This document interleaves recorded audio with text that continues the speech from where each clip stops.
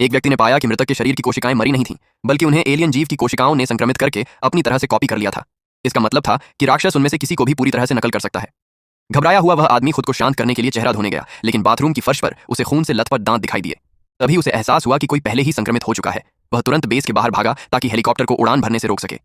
Pilot ने महिला की दिल दहला देने वाली चीखें देखी तो कुछ पल झिझका, लेकिन फिर भी नीचे उतरकर स्थिति जानने का फैसला किया। मगर संक्रमित हो चुका एक सदस्य यह सोचकर कि उसकी पहचान उजागर हो गई है, अचानक दैत्य रूप में बदल गया। उसके शरीर से अनगिनत टेंटिकल्स, सूंड जैसी भुजाएं निकल आईं और उसने हेलीकॉप्टर के अंदर मौजूद इंसानों पर पागलों की तरह हमला कर दिया। हेलीकॉप्टर नियंत्रण खो बैठा और तुरंत ही दुर्घटनाग्रस्त हो गया। लेकिन बेस के लोग अब भी नहीं जानते थे कि राक्षस बचा है या नहीं। इसी बीच अचानक उठी बर्फीली आंधी ने संचार प्रणाली को ठप कर दिया। छोटी मी खून का सैंपल लेकर जांच करना चाहती थी, लेकिन देखा कि जमीन पर गिरे खून के सारे निशान किसी ने साफ कर दिए थे। साफ था कि बेस के भीतर कोई पहले ही राक्षस का शिकार हो चुका था।